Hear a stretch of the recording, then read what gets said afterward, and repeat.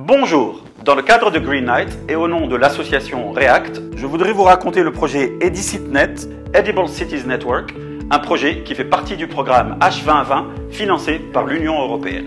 EdiCityNet est une initiative mondiale et un réseau en expansion pour faire des villes du monde de meilleurs endroits où vivre grâce aux solutions de villes comestibles ECS.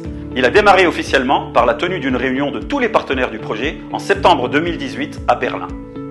Le projet englobe deux types de villes, des villes meneuses Frontrunner Cities et des villes suiveuses Follower Cities. Les 5 villes meneuses Frontrunner Cities sont des villes qui sont déjà avancées dans l'adoption des solutions de villes comestibles.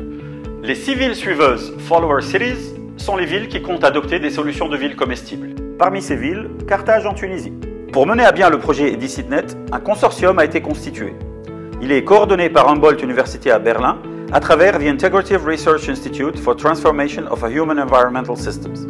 Il implique 11 villes, des ONG, des PME, et pour le monde académique, des universités et des centres de recherche.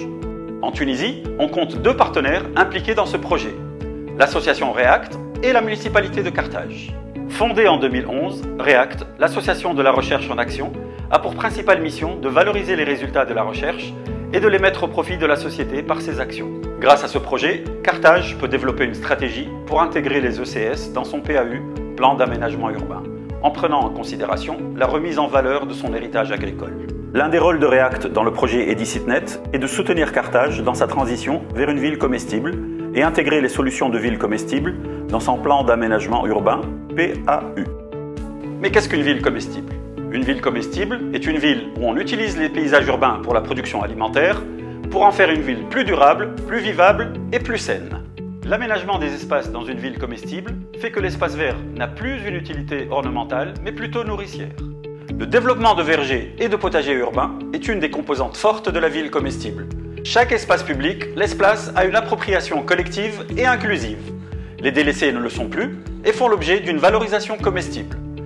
Une ville comestible est composée d'un ensemble de CS, Edible City Solutions, soit des solutions pour une ville comestible. On appelle ECS toutes les formes de production, de distribution et de valorisation des aliments urbains. Les ECS peuvent être des jardins de quartier, des élevages d'abeilles et d'animaux domestiques, moutons, volailles, des offres de distribution innovantes, des façades vertes comestibles, des services d'agriculture d'intérieur de haute technologie, des cuisines et alimentations communes, des boutiques et restaurants proposant une cuisine urbaine. Mais pourquoi la ville ECS ?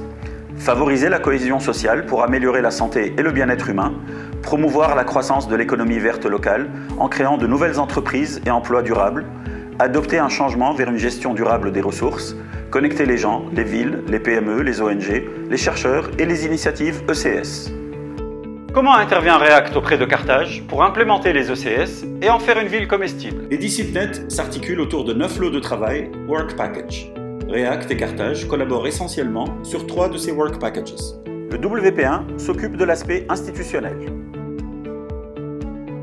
Le WP4 met en place le processus de transition vers la ville comestible. Le WP7 chapeaute la dissémination et la communication. Les 2 partenaires ont suivi une méthodologie d'implémentation des ECS.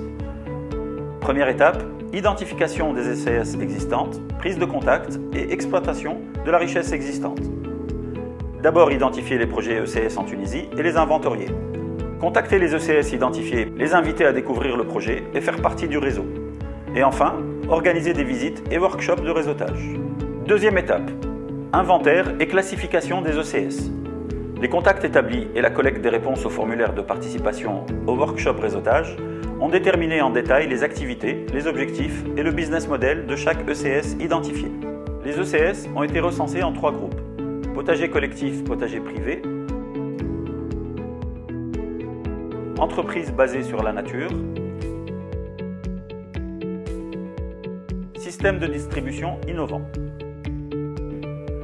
L'organisation du workshop réseautage a permis d'identifier et d'établir le contact avec les porteurs de CS, de présenter le projet EdiCityNet et ses objectifs, la création d'un réseau tunisien d'intervenants en agriculture urbaine et d'initiatives en ECS qui est déjà actif dans la veille et le partage d'expériences dans le réseau, le support pour la création de la City Team Carthage, la cartographie des ECS collectés, l'organisation de visites techniques des ECS.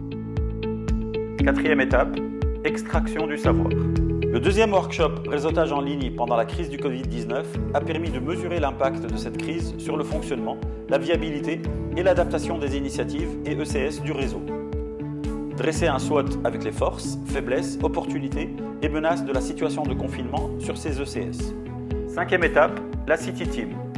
Le kick-off de la City Team a réuni tous les partenaires intéressés par le concept ville comestible, marquant le début d'un changement de paradigme qui permettra d'adopter, de planifier et de mettre en œuvre le projet ECS à Carthage, future ville comestible.